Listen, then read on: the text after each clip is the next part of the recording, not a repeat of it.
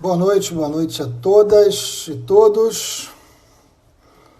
Hoje a conversa é com Felipe Neto. Deixa eu ver se ele já chega aqui. Não, Felipe Neto. Felipe Neto chegando, aguardando. Cadê tu? Aí! Aê, tá me E ouvindo? aí? Tudo bem, amigo? Tudo ótimo, graças a Deus. Tudo certo por aí? Como é que você tá? Que bom ter você aqui. Alegria é minha. Tá atrasado, hein, Marcelo? Atrasou 3 minutos.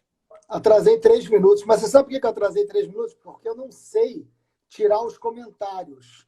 E aí eu não discuti com você antes para saber se a gente deixa ou se a gente tira os comentários. A gente pode deixar, Deixa, deixa. Se entrar deixa, os né? haters é Eu melhor nunca ainda que tirei. Aí sobe eu o falei, vamos número. deixar. Ó, já Deixa. tem. Rapaz, mas tu é um fenômeno mesmo. Sabe quanto? Já tem quase 10 mil pessoas assistindo a gente. Que loucura esse negócio. Caramba, que legal. Bom demais. Bom demais. E olha, tem sobrinho meu, deve ser um monte de fã seu aqui. Mas aqui, vem cá. Diz uma coisa. Parabéns pela sua participação no Roda Viva. Obrigado, Marcelo. Obrigado. Eu Tá sendo fiquei uma. muito feliz, muito orgulhoso de você, muito contente, porque não é simples. Aquilo ali é um lugar de tensão, né? E aí eu quero saber o seguinte: como é que você se sentiu e o que sua mãe achou? Olha, a gente anunciou faltando uma semana, né? Eu tive uma semana de dor de barriga. Uma semana. Bastante ansioso, cara, muita ansiedade, porque é um programa, quer dizer, por mais que eu esteja acostumado com entrevista, ali a gente tá em um ambiente diferente, né? Um Claro. ambiente sério, um ambiente formal. O programa eu acho que o programa é mais velho do que eu, ele tem mais idade do que eu até. Um dos maiores programas da Verdade. história da TV.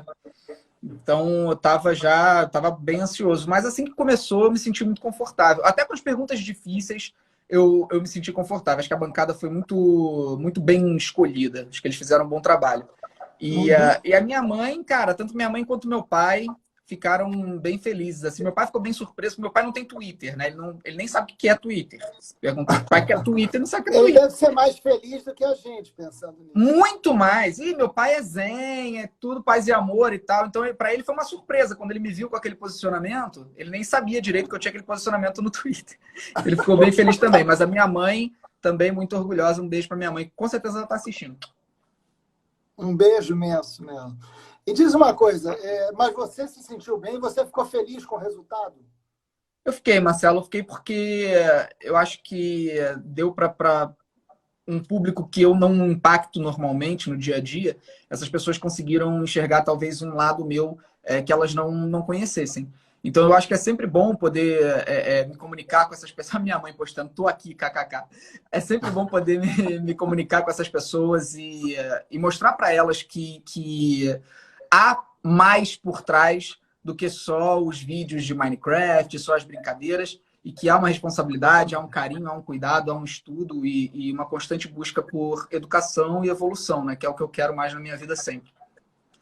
Não, eu acho que a gente vai falar sobre isso, assim. Por que que as pessoas ficaram surpresas com determinados posicionamentos seus e o que está acontecendo nesse momento no Brasil que gera essa necessidade do seu posicionamento, que pode gerar um espanto nas pessoas, mas por que que é tão necessário o que você está fazendo hoje, que é a razão de ser dessa conversa aqui, né?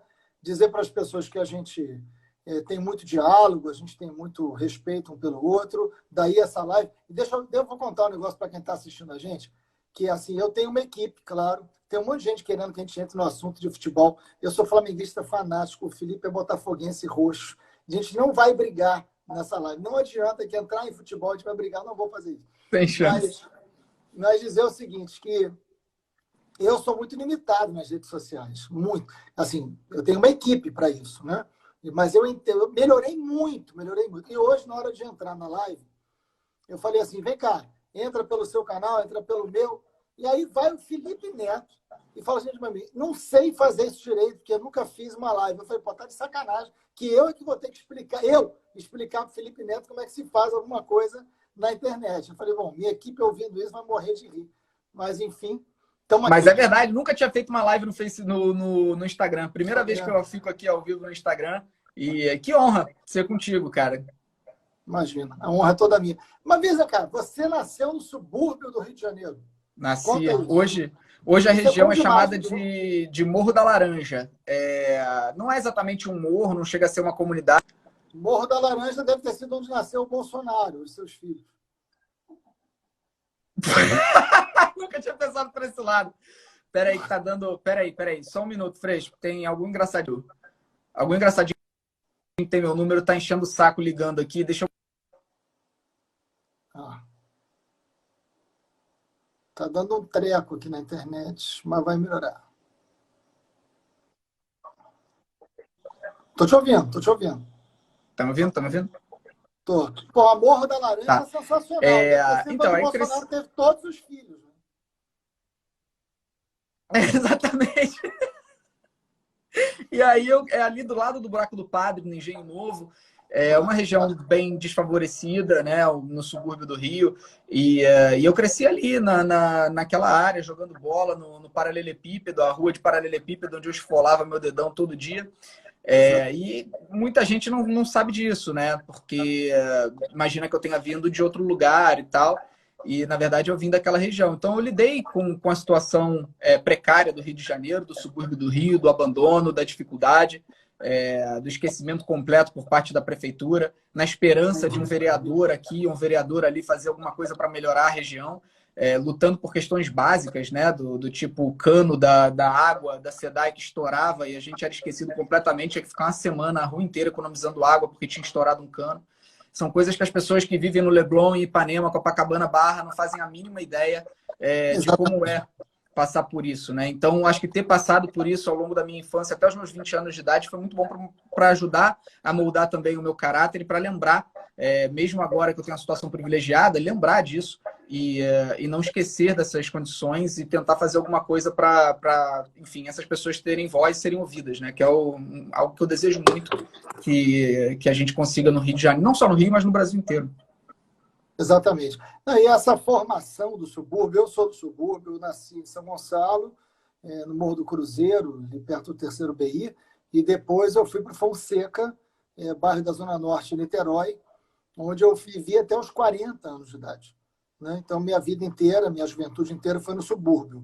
E quem é do subúrbio, né, tem um olhar para o mundo, quem tem uma infância de rua, quem tem uma infância do subúrbio do Rio de Janeiro, uma juventude no subúrbio, tem um saber que é específico.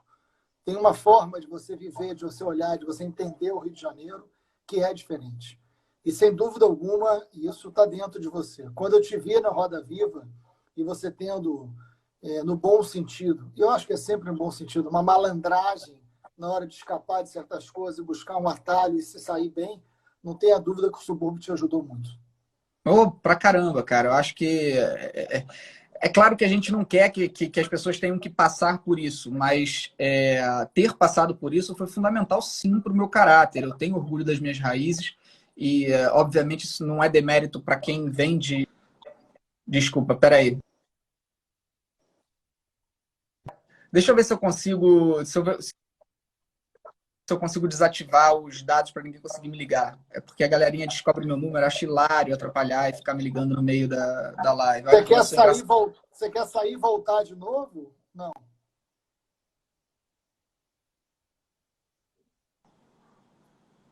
Vamos ver. Talvez agora pare. Pronto. Então, eu tenho bastante orgulho, sim, de onde eu vim.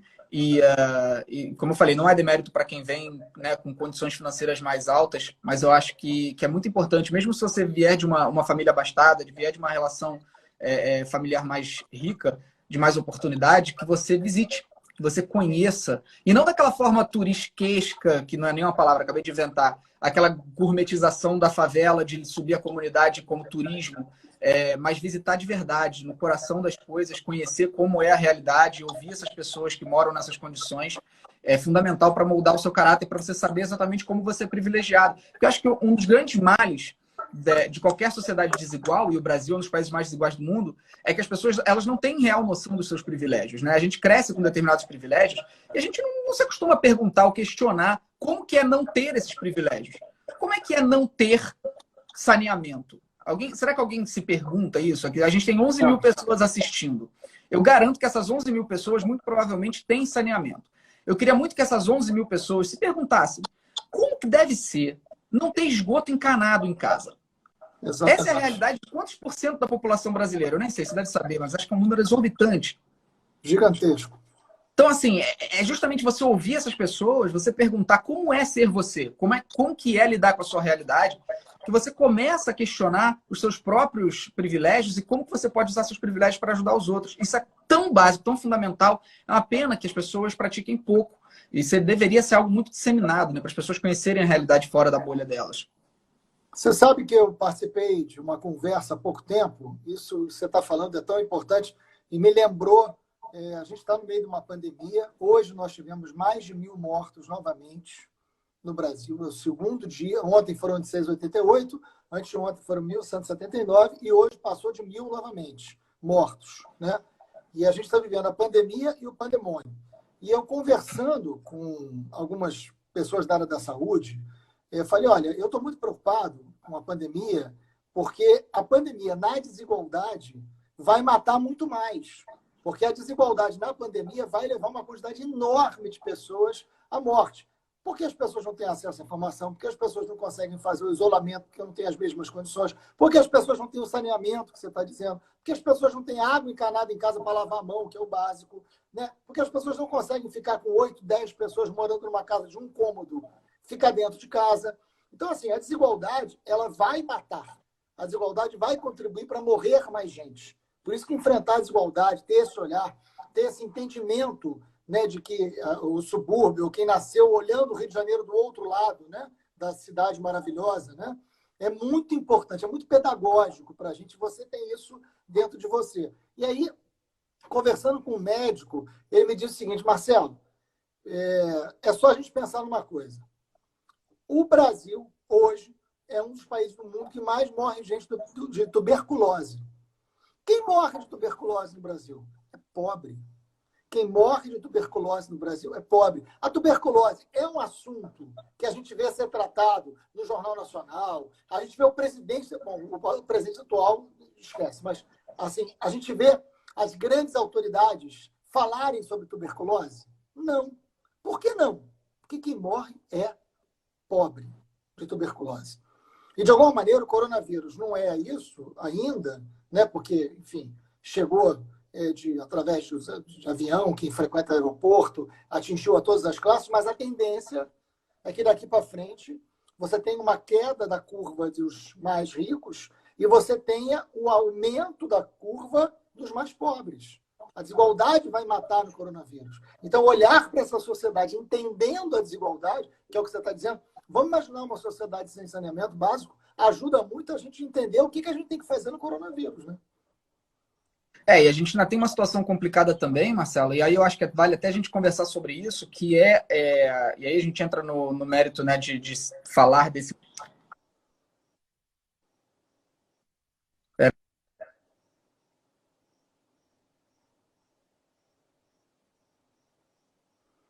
Tá falhando a internet, né? Mas vai melhorar. Vamos ter calma. Estão Voltei, desligando foi ainda mal. ou não?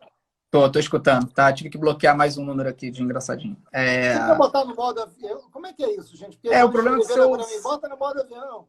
Eu não sei, eu não deixa eu entendo ver, porra peraí.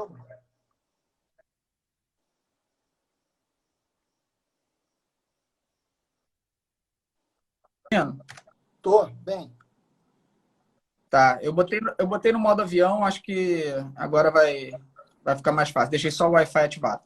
Boa. O que acho que vale a pena a gente conversar sobre, a respeito do próprio governo, é que a gente tem um cenário hoje que o governo vinha mantendo aquela base de 30% de apoio, né, constante, sólida, e vinha com um apoio muito massivo de classes mais altas.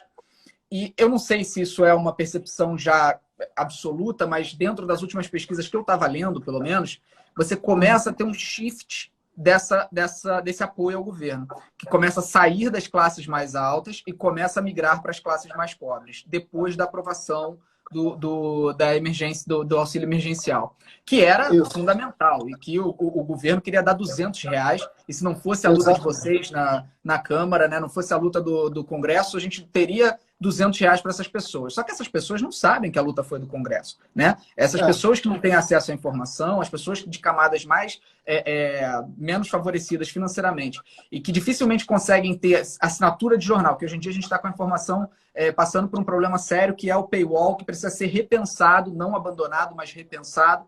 Essas pessoas não têm acesso à informação privilegiada, elas são informadas por fake news e muitas vezes olham, R$ 600 caiu na minha conta, de quem é a culpa? Quem é o dono do Brasil? Eles acham que o Brasil tem dono, que é sempre o presidente, então é ele que eu tenho que agradecer.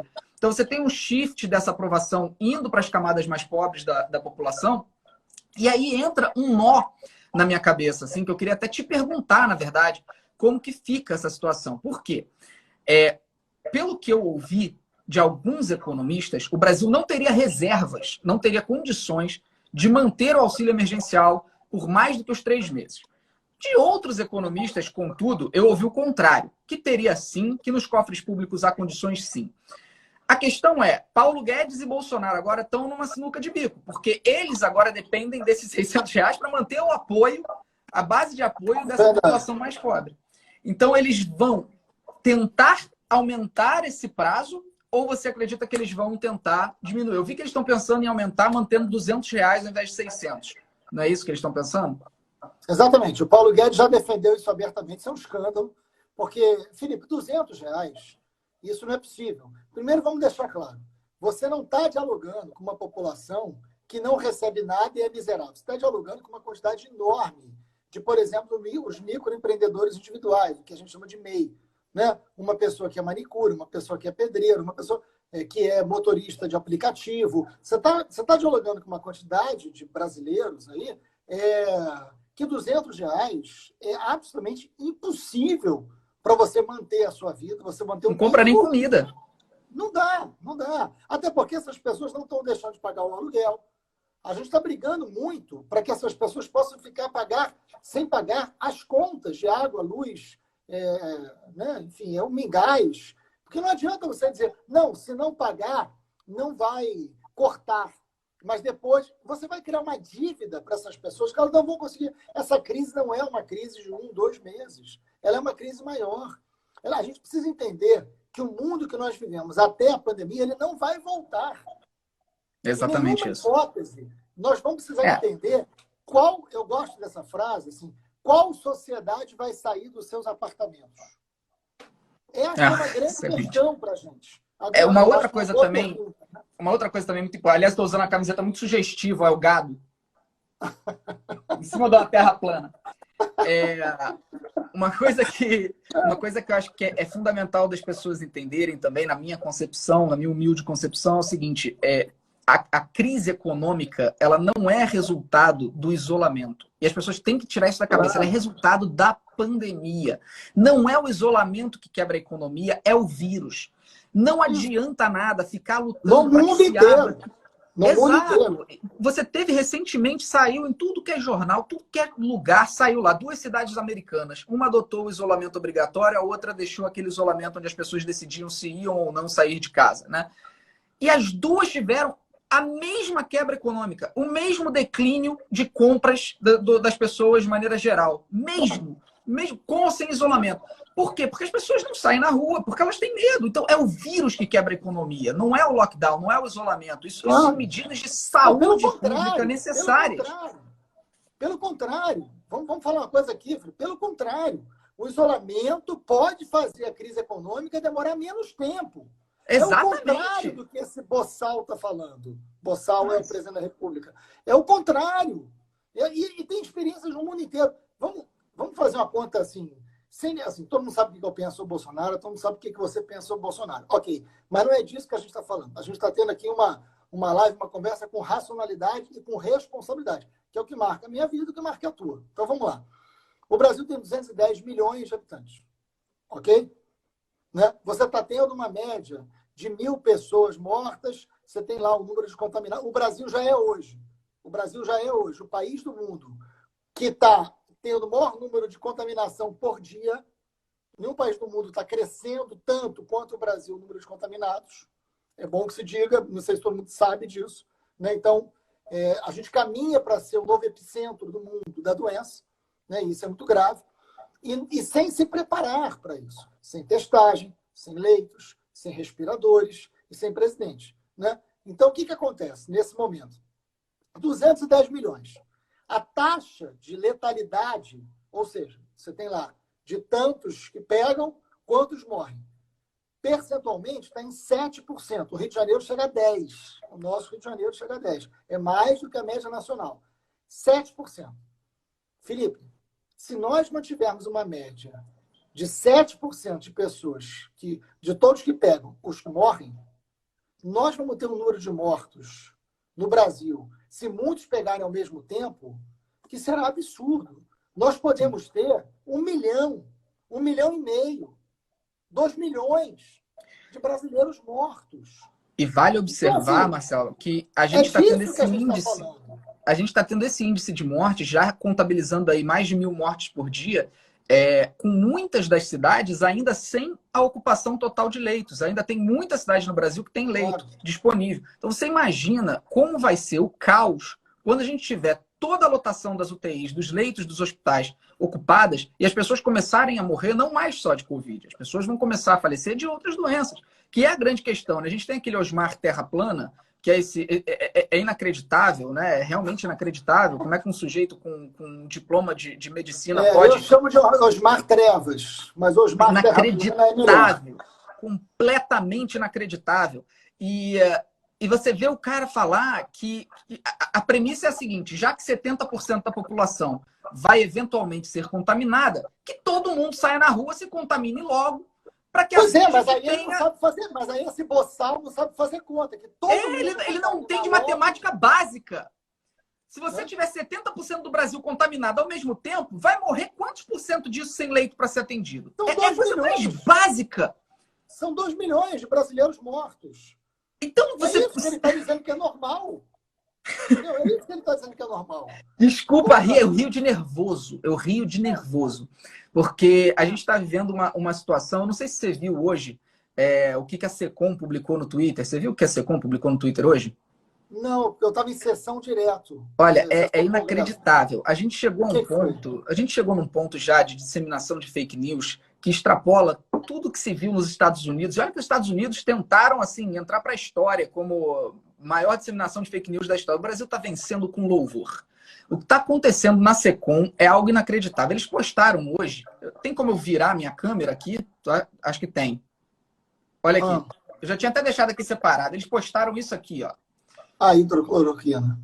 Da cloroquina. O Brasil ganhou mais uma esperança no tratamento. O Ministério da Saúde adotou um novo protocolo para a receita da cloroquina, hidroxicloroquina. O medicamento, que já é adotado em diversos países, é considerado mais promissor do combate. E eles colocam aqui, ó, é o tratamento mais eficaz contra o coronavírus atualmente disponível. Informação levantada por uma pesquisa internacional feita com mais de 6 mil médicos de 30 países. Essa informação, essa notícia aqui é falsa. Eu fiz uma thread aqui explicando exatamente por que era falsa. A fonte que eles utilizaram, que foi a Sermo, aqui, ó, que é uma instituição internacional, declarou exatamente o oposto do que está escrito aqui.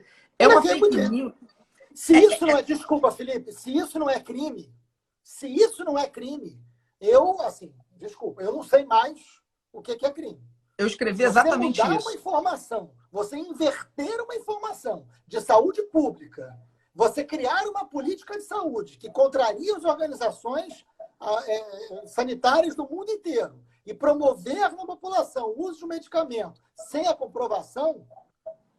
Não, e agora agora não é nem mais sem a comprovação, agora é com a comprovação da ineficácia. Isso já está comprovado, segundo a última pesquisa maior do mundo que foi feita na Universidade de Colômbia, em Nova York. Não há eficácia alguma determinada pela ciência no tratamento de pacientes com Você sabe que cloroquina. Nós tivemos, assim, eu não tenho a menor dúvida. Assim. Gente, primeiro vamos deixar claro uma coisa, Felipe. Nós dois adoraríamos claro, que a cloroquina fosse um resultado eficaz. Imagina se tem alguém torcendo para que não tenha remédio. Porra, Eu estou com medo da minha mãe. Minha mãe tem 80 anos. Eu não vejo minha mãe há 2 meses. Né? Eu perdi 2 amigos, professores, já mortos pelo coronavírus. 2 amigos professores, perdi os 2. Né? Assim, a morte também é uma morte que é um desaparecimento. Você não se despede. Tem uma coisa muito cruel. Né? É um outro sentimento que está colocado na sociedade. Agora, não se trata disso. Se trata de que não é a cura. Que a medicina inteira está dizendo que calma, está se estudando vacina, mas a cloroquina é para outra coisa, para tratamento de malária.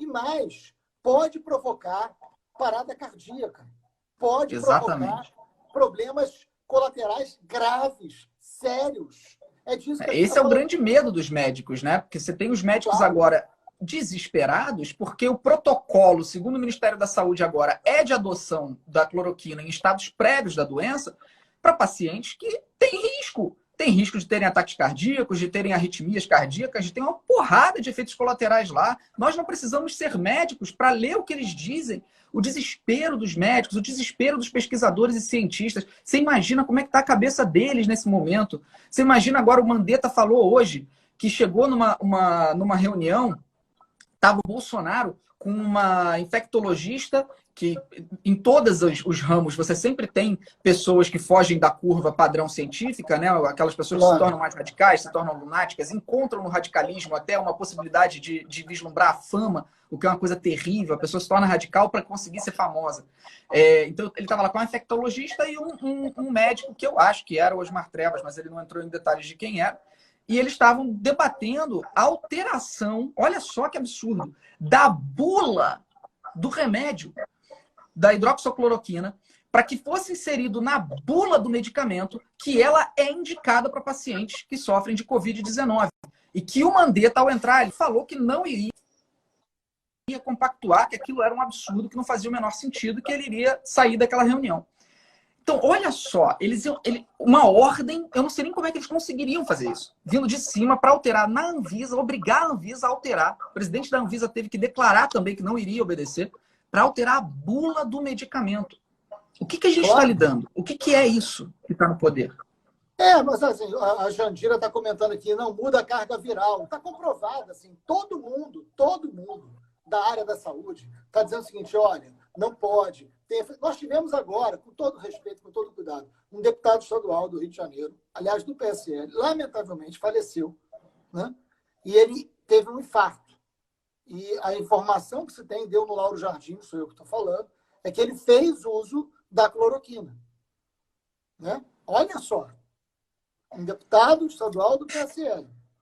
A quantidade de gente que é influenciado pela irresponsabilidade do presidente, ou rompe isolamento, ou vai para casa, ou usa um medicamento indevido e que está podendo perder a sua vida. É isso que o presidente está fazendo. Então, o presidente está sendo... Não tem jeito, gente. O presidente está sendo responsável pela morte, pelo risco de muita gente. E isso é crime. Eu fiz uma live com o Cacai, que é um advogado criminalista, famoso, meu grande amigo, e o Cacai está dizendo o seguinte para mim, numa live: existe um crime comum que é crime de pandemia, que é crime de epidemia, mas serve para pandemia. Né? Isso serve para Bolsonaro, então ele está cometendo um crime comum.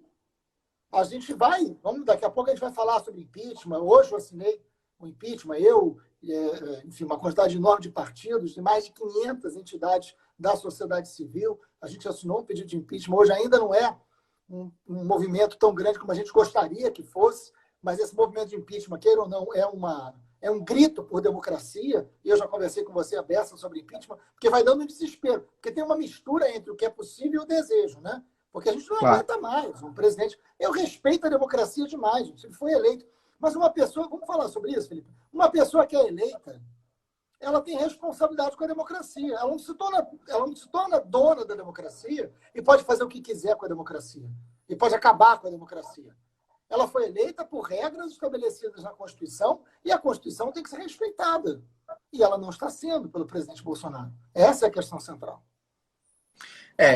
A gente já conversou bastante sobre impeachment. Eu acho que eu me encontro numa situação, Freixo, agora, de um pouco de desesperança em relação aos próximos 2 anos. Porque é aquilo que a gente já conversou, né? O processo de impeachment ele é necessário. É necessário uma resposta do Congresso, é necessário pressão, é necessário mostrar insatisfação. E, ao mesmo tempo, a gente sabe do risco que isso traz, né? O risco desse impeachment não passar.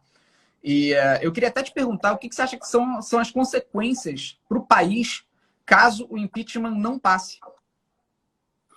Vamos lá. Primeiro, assim, hoje nós entramos com impeachment, foram 7 partidos políticos, foram as centrais sindicais, centrais populares, mais de 500 movimentos sociais, então é um movimento mais coletivo de pedido de impeachment. Eu acho que a gente ainda tem que ter, por exemplo, o PDT, o PSB, o PV e a Rede não assinaram esse, já tinham assinado um outro, que nós não assinamos. Eu acho que é importante que em breve a gente possa, todo mundo está assinando o mesmo projeto, tá junto. Isso é inacreditável, Freixo, me desculpa. A gente Me não desculpa. pode estar dividido, não tem mais espaço para divisão. A gente está diante do fascismo, a democracia está ameaçada.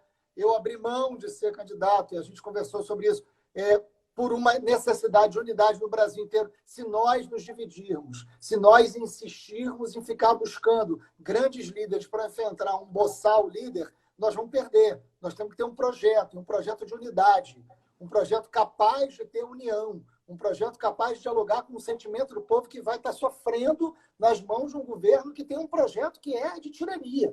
A democracia está ameaçada. Hoje, Bolsonaro fez acordo com o Centrão. Hoje, que eu digo nesses tempos, né? O Centrão significa aí 180, 200 deputados. Uma parte desses deputados do Centrão está querendo escapar da Lava Jato. Por isso que está próximo ao governo Bolsonaro, para, de alguma maneira, buscar algum nível de favorecimento. É fato. Hoje, o governo Bolsonaro, por mais contraditório e incrível que possa parecer, é quem mais opera contra a lógica do Lava Jato, que ajudou o Bolsonaro a ser eleito. É bom lembrar, né?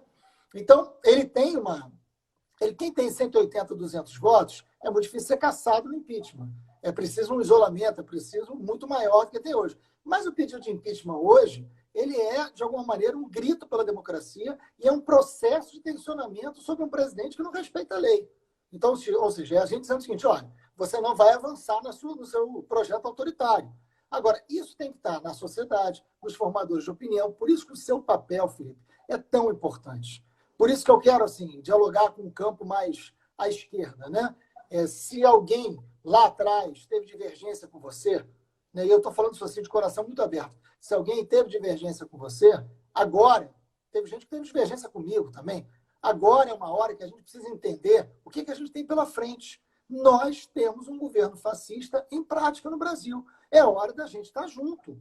É hora da gente entender o seguinte, temos diferenças, elas são pequenas, perto do que a gente tem em comum. O que a gente tem em comum? A gente tem que salvar esse Brasil de um monstro que ganhou a eleição, que é um acidente histórico e que está promovendo uma tragédia, porque, lamentavelmente, ainda é um governo na hora da pandemia. Mas não é só por isso que ele é uma tragédia. Ele é uma tragédia porque ele defende a tortura, porque ele quer o fechamento do Congresso, porque ele persegue artistas, porque ele persegue jornalista. Vamos lá, a gente pode passar o dia inteiro aqui falando por que a gente diz que ele é fascista. Né? E é um governo fascista. Não é um governo fascista só pelo que ele pensa. Ele é fascista pelo que ele faz. Sem dúvida nenhuma. Nenhuma. Uma ameaça concreta. Mas essa bobagem desse discurso ainda, nesse debate sobre ser fascista ou não ser fascista, essa bobagem até de pessoas dizerem que não, é contraproducente chamá-lo de fascista porque isso afasta. Eu diria que era na época das eleições. Eu diria que hoje já não é mais. Na época das eleições, eu na época achava que poderia ser contraproducente porque não se falava sobre o que era fascista, apenas se utilizava a palavra. E aí grande parte da população começava a ficar perdida. Tipo, a única coisa que sabem falar é que ele é fascista. Só que agora, a gente não precisa mais só falar que ele é fascista. A gente fala que ele é fascista mostrando todas as coisas fascistas que ele faz. Então, assim, o meu primo me mandou uma coisa muito boa, se você me permitir, eu até queria falar aqui.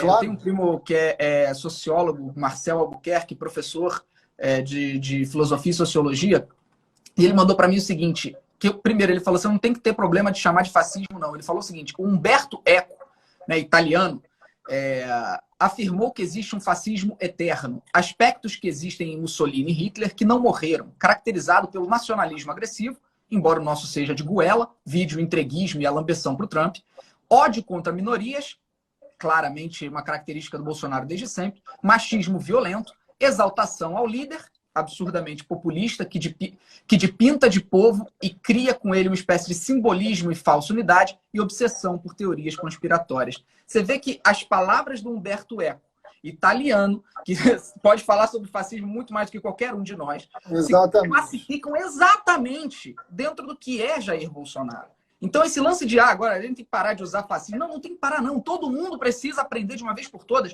Bolsonaro é fascista. Ponto final.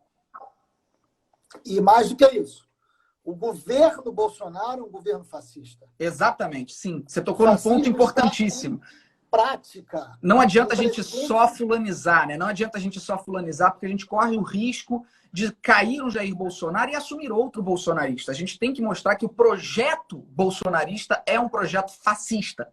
Seja ele, seja um dos filhos dele, seja um dos integrantes dos ministérios maníacos dele, são pessoas fascistas. E é muito importante que a gente dissemine essa informação com embasamento para mostrar, gente, agora não é mais para você ficar, não, mas o que é fascismo? É isso aqui. Leia e adapte. Tá claro, tá muito claro para todo mundo ver.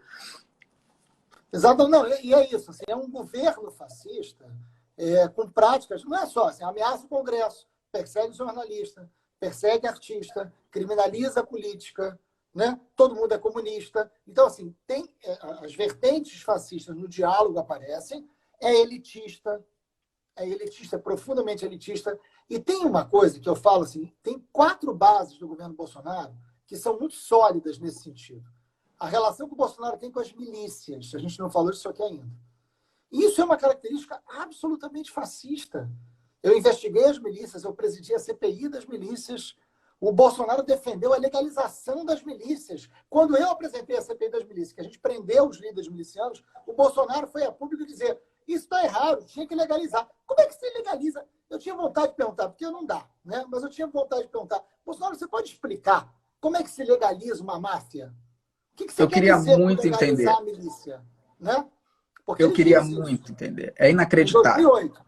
Os envolvimento com milícia. Então, assim, e eu quero... mas você está dizendo... Não, estou dizendo não. O Adriano da Nóbrega, matador, relacionado à milícia, que foi morto na Bahia há pouco tempo, frequentava o gabinete do Flávio Bolsonaro. O Flávio Bolsonaro deu uma homenagem, a medalha Tiradentes, ao Adriano quando ele estava preso na cadeia por homicídio. O Adriano responde ao homicídio junto com Queiroz, que trabalhava no gabinete do Flávio Bolsonaro. É disso que a gente está falando, rapaz. Pelo amor de Deus. Eu queria te fazer uma pergunta nesse âmbito, que é a seguinte. Muita gente minimiza o risco de um golpe, né, de uma ditadura, dizendo que os generais, os grandes generais e tudo, não compactuam dessa ideia. E, de fato, pelo menos nos últimos tempos, toda vez que o Bolsonaro faz uma cagada, esses generais, ou um general ou dois, vem a público falar que eles continuarão defendendo a Constituição, né? Que o serviço militar, o Exército Brasileiro vai defender a Constituição. Só que eu não vi até agora ninguém levantar, e aí eu não sei se eu estou sendo leigo, por favor, Freixo, se eu estiver falando uma idiotice, você fala, não, Felipe, isso aí não tem risco. Eu não vi até agora ninguém levantar no debate público a questão de, tudo bem o Bolsonaro não ter apoio de militares, mas ele tem todas as milícias na mão dele, todo mundo sabe disso, que basta uma ordem para essas pessoas agirem. Não há um risco aí, ao invés de o apoio vir das bases, do topo da pirâmide, vir das bases, da parte mais básica ali, dos soldados de fato, dos matadores de fato, agirem em função desse golpe? Eu acho que tem vários riscos, né? E inúmeros riscos. Vamos lá. Primeiro, isso que você está dizendo. É bom lembrar o que aconteceu na Bolívia. Que, né, aconteceu agora, aqui na América do Sul. O que aconteceu na Bolívia? Como é que se deu o golpe no Evo Morales? E não entra aqui nenhuma avaliação a quem gosta e quem não gosta do Evo Morales. Não interessa. Mas como é que foi a eleição do Evo Morales? Não interessa. Na Bolívia, foi formado um processo de milícias políticas urbanas, que é o que o Bolsonaro está fazendo aqui. Porque o Bolsonaro tem relação com as milícias no Rio de Janeiro, os grupos criminosos dominam territórios, máfias, que matam as pessoas. Bolsonaro, muita relação com as milícias, sempre teve, defendeu a legalização das milícias, milícias frequentaram os seus gabinetes. É isso. Tem relação com o Bolsonaro. Mas ele tem formação de milícia política. O que é esse acampamento dos 300? Que está lá em Brasília. Aquilo é fascismo puro, na veia. Né? Fascismo com farinha láctea. É isso que está ali. Né? O mais genuíno. Então, é o que está colocado. Ele estimula esse fascismo político, ao ponto das pessoas agredirem enfermeiros, agredirem assistentes sociais, pararem o trânsito para não deixar uma ambulância entrar. Isso não foi uma tropa, não foi o exército que fez isso. Foram essas milícias políticas que foram para a rua encenar pessoas mortas, carregar caixão e fazer piada com a morte. São essas milícias de estúpidos que estão espalhados na rua. Quantos brasileiros representam isso, nós não sabemos. Pode ser 8%, pode ser 9%, pode ser 10%, pode ser 12%, o que já é muita gente, Felipe. Eu sei que Bolsonaro hoje tem 25% de aprovação. Não são 25% de estúpidos. Não são.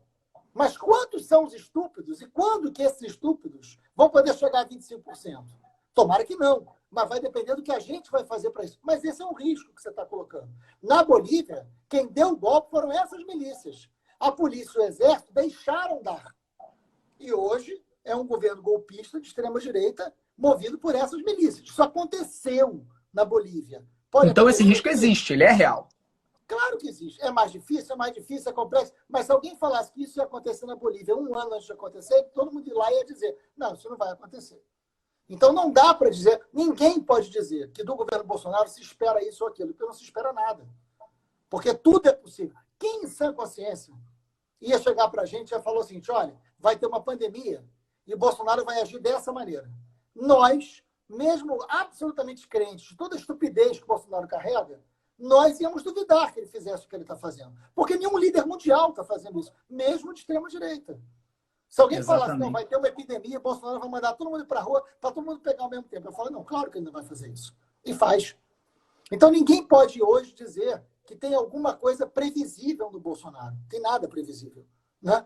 Então, esse é o risco do que aconteceu na Bolívia. A outra, o Bolsonaro ele está tentando criar, queria chamar esse alerta aqui, ele está tentando criar uma relação com as polícias militares. O que aconteceu no Ceará, aquele episódio que o Cid Gomes ganha um tiro, vocês lembram disso, né? Claro. Aquele episódio foi muito grave. Houve ali um grupo bolsonarista viajando para lá, inclusive o filho do Bolsonaro, estimulando a polícia militar do Ceará a exigir o fechamento do comércio. Né? Então, assim, eu acho que a luta da polícia para ter melhores condições de trabalho ela é digna, ela é importantíssima. Mas a polícia é uma força de segurança pública do Estado. Tem um monopólio da força do Estado que não pode ser quebrado. Polícia militar não pode ser transformada em força política de presidente. Isso é muito grave. Nós não podemos permitir que o presidente tente. Inclusive, há uma lei, desculpa, Freixo, mas eu não sei se é constitucional, não sei como que é, mas que proíbe a polícia militar de fazer greve, não tem isso? Não pode fazer greve. E eu quero deixar claro aqui, a polícia trabalha em péssimas condições. Eu sou muito sensível à reivindicação das polícias. O salário é ruim, a formação é ruim. Eu não estou aqui desconsiderando a questão da vida desses policiais que trabalham em risco, em péssimas condições. A gente tem uma polícia que mata muito, mas que morre muito. Eu já falei sobre isso inúmeras vezes, em vários lugares, a minha vida inteira. Mas não pode ter um projeto político desse país que tenta transformar a polícia em polícia presidencial, em uma polícia ideologicamente ligada ao presidente, porque isso quebra o monopólio da força do Estado, e essa é a razão de ser do Estado. Isso é muito grave. Isso está em curso. Bolsonaro tenta fazer da polícia uma força política sua. Isso é grave. Isso dialoga com a sua preocupação de um medo de um golpe, ou de um governo que já é tirânico. Ele tem generais espalhados pelo governo inteiro, ele tem relações com a milícia, e tem mais um ponto que eu queria falar, que são os inúmeros projetos que Bolsonaro tem e todo o discurso que ele faz para que todo mundo possa comprar arma. Descontrole completo das munições, e arma, e vende arma. Eu mesmo me bato com isso, brigo no Congresso o tempo inteiro para não deixar. Quem é que vai sair comprando arma, Felipe? Qual é o tipo de gente na sociedade que vai sair comprando arma? São fundamentalmente os eleitores bolsonaristas. Essa tropa fascista dele, vai todo mundo se armar. O que, de alguma maneira, ele quer. É óbvio que quer. Olha só quantos elementos são colocados aqui como elementos ameaçadores da democracia. É disso que a gente está falando. Por isso que a gente tem que se unir. Por isso que a gente tem que pegar uma pessoa potente como você, digno como você, corajoso como você, no sentido de, olha, eu estou na luta pela democracia, eu estou na luta contra o fascismo. E isso é muito importante. A gente tem que te agradecer muito. Você é uma pessoa fundamental nessa luta política hoje. E não é luta política partidária. Não é luta política para você ser candidato. Você tem direito, se você quiser ser candidato, ao que você quiser. Mas não é isso que está colocado. É uma luta de um cidadão. É uma luta de alguém que está dizendo o seguinte, olha, eu vou lutar pela democracia. Ah, mas lá atrás eu não concordei com você. Vamos parar de estupidez. Vamos parar de bobagem. Né? Não está mais na hora da criança brincar, já chegou, tá tarde. Né? Criança tem que dormir. Agora é hora de briga de gente grande. A gente tem que entender o que está acontecendo nesse país. Eu concordo completamente. Eu acho que a entrevista do Roda Viva foi até boa para isso também. Eu acho que parte da esquerda ainda tinha, ou tem ainda, enfim, uma resistência a mim, por vários motivos, e motivos justificados. Eu acho que não foi do nada. Eu tenho um histórico de erros, de equívocos, que eu já assumi, que eu já falei, tudo referente ao golpe, tudo referente a tudo que a gente viveu. Meu posicionamento era errado. Mas eu acho que a entrevista do Roda Viva serviu muito para eles enxergarem isso, né? Que apesar de empresário, eu não sou um brasileiro liberal, que eu não sou um defensor dessas políticas de menos Estado, de liberalismo completo, de deixar o mercado se autorregular, que tudo isso, para mim, é uma estupidez completa para um país como o Brasil. Não estou nem dizendo que é só no Brasil que seria estupidez, é estupidez em diversas regiões. Então, assim, no Brasil, no contexto histórico que a gente tem, em toda a cultura que a gente tem dos últimos 500 anos, você defender esse tipo de liberalismo no Brasil é uma insanidade completa. Né? É completa loucura. Então, eu queria muito que as pessoas entendessem isso. Eu sou um empresário que luto pelo direito do trabalhador, eu luto ao máximo que eu posso. Eu faço o máximo possível, vou continuar fazendo. Não estou aqui pedindo biscoito também, não, tá? Porque eu acho que o que eu faço é o mínimo. Isso é uma outra coisa que eu queria ter falado no Roda Viva, que eu acho que ficou faltando, que as pessoas tenham consciência que eu não vou deixar meu ego ser inflado por isso, para eu ficar me achando justiceiro social, o lutador pela democracia, porque essa é uma das maiores armadilhas que existem para qualquer pessoa, para qualquer mente. Então, eu vou continuar exercendo a minha posição, eu vou continuar lutando pela democracia, mas me enxergando como só mais um. Eu sou uma pessoa como todo outro cidadão. Eu sei que eu tenho uma voz mais ativa por ter muitos seguidores, mas eu vou continuar sempre com essa humildade, com essa perspectiva. Porque no momento que eu começar a achar que eu sou o cara que faz a diferença completa, aí é o momento que eu posso começar a me perder. Então, eu vou continuar mantendo meus pés no chão, vou continuar lutando por isso. E fazendo o básico. Muita gente fala assim, isso é outra coisa interessante. O Felipe faz sucesso, as pessoas ficam falando que ele é fada sensata e etc. E ele só fala o óbvio. E sim, eu falo muito óbvio, não tenho a menor dúvida que eu falo muito óbvio. Só que você já viu qual é a realidade do Brasil? Você já viu quantas pessoas não sabem o óbvio? Quantas pessoas precisam da informação do óbvio? Quantas pessoas não têm a mínima ideia do óbvio? E que a gente precisa disseminar o óbvio para essas pessoas, o óbvio que basicamente nós estamos lutando contra um regime autoritário que visa uma ditadura. Mas isso é o óbvio, Felipe só fala o óbvio. Quantas pessoas precisam compreender o óbvio, gente? Vamos disseminar o óbvio? Vamos sair do erudito um pouquinho? É necessário ter o erudito, é necessário ter o debate lá em cima, de nível lá em cima, da literatura pesada, da literatura robusta, é óbvio. Mas a gente precisa transformar aquilo que ficava só entre os eruditos, transformar em algo popular. A gente precisa levar o conhecimento básico do que funciona na política, do que funciona na democracia, para o povo. As pessoas precisam disseminar e compartilhar essas informações. E a gente só consegue fazer isso falando, primeiro, o óbvio. Então, eu queria muito dizer que eu sei que eu falo óbvio. Eu não sou um analista político de renome internacional e grande reputação histórica. Não é essa a minha pretensão. Eu sou um comunicador, um entertainer, né? Um criador de conteúdo. Mas eu quero fazer o mínimo, porque eu quero tentar ajudar ao nosso povo a receber um pouquinho dessa informação óbvia e necessária. Então, eu queria muito deixar isso claro para que as pessoas saibam que, embora eu saiba da minha importância e da minha responsabilidade, eu vou manter os meus pés no chão. Eu não vou deixar isso subir a minha cabeça. Felipe, se nós tivéssemos entendido o óbvio, Bolsonaro não tinha sido eleito. Perfeito. Né? Vamos deixar isso claro. Quando nós perdemos a capacidade de entender o óbvio, Bolsonaro foi eleito. Então, a gente vai falar o óbvio. Por falar o óbvio também, você é imprescindível hoje em dia, por ser um cidadão que se comunica tão bem, que esta guerra que nós estamos é uma guerra de comunicação. Bolsonaro tem 25% ainda de gente que acha ele ótimo e bom. A gente precisa se comunicar com essas pessoas. A gente precisa ter a grandeza de se comunicar. Eu não estou falando dos fanáticos. Eu não estou falando daqueles caras que dizem que nós dois temos que morrer. Né? Eu não estou discutindo. Isso aí é outra coisa. Né? Esses a gente tem que derrotar. Esses a gente não tem que convencer. Esses nós temos que derrotar. Agora, tem muita gente que se cansou, que cansou dos erros da esquerda que aconteceram, né? Tem gente que cansou da democracia, cansou de... Porque entendeu, enfim, não importa. Eu não acho que todo mundo que votou no Bolsonaro seja igual a ele. Então a gente precisa conversar com essas pessoas. E conversar de forma simples.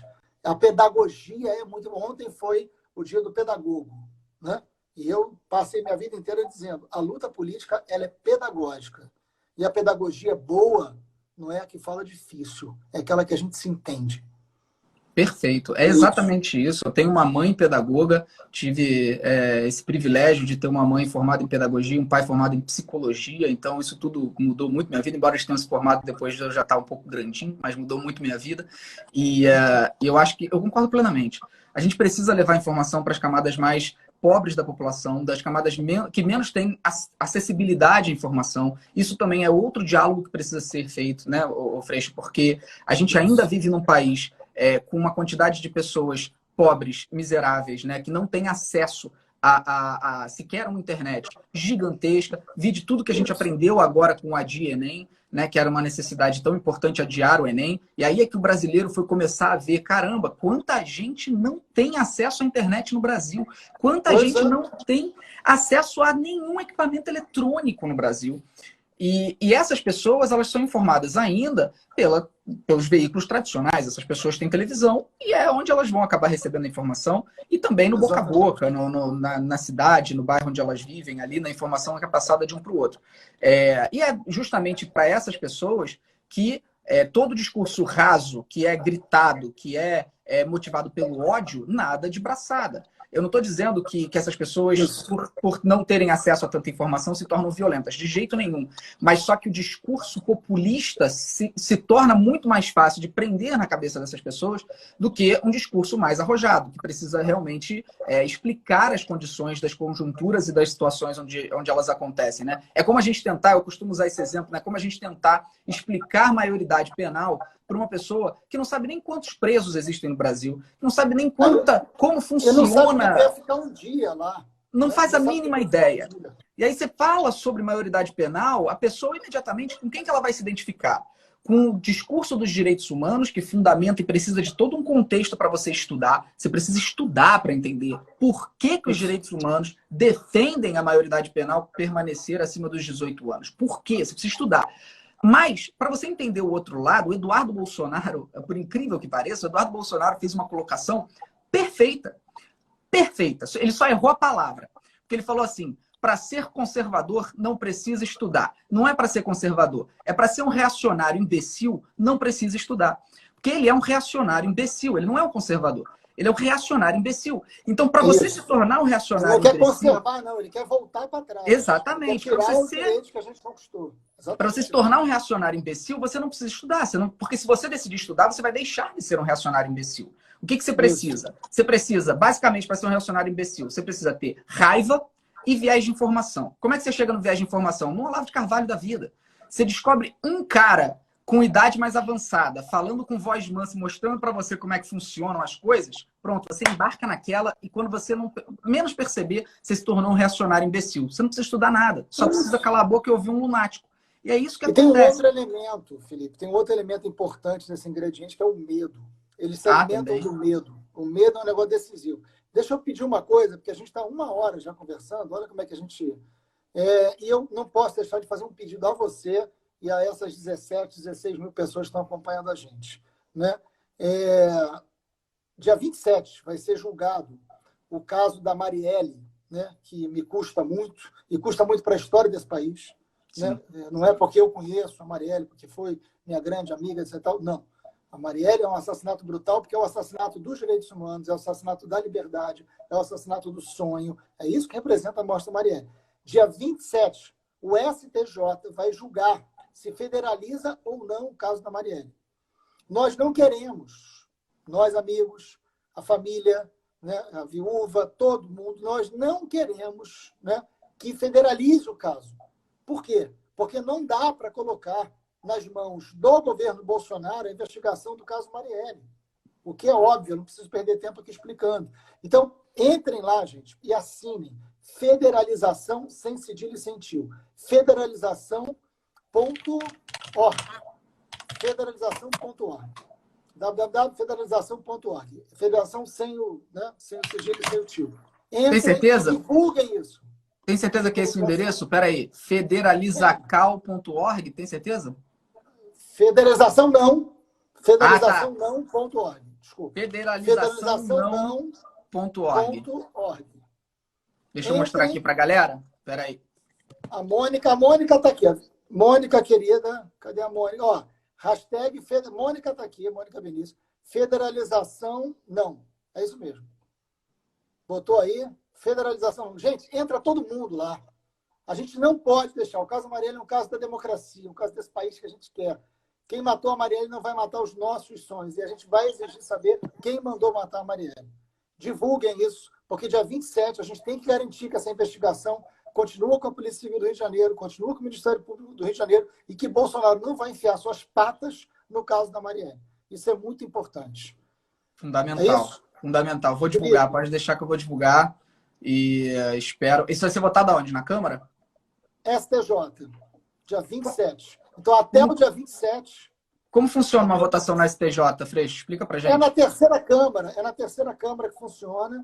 São alguns juízes, não lembro de quantos, não sei se são 12, 13 juízes, que vão julgar se esse caso vai federalizar ou não, baseado no parecer que a Raquel Dodge tinha dado. Então, a gente não quer que federalize no governo Bolsonaro, isso é muito grave. Então, tem um monte de gente botando aqui, ó, www.federalizaçãonão.org. Então, na realidade, é uma decisão do judiciário, né?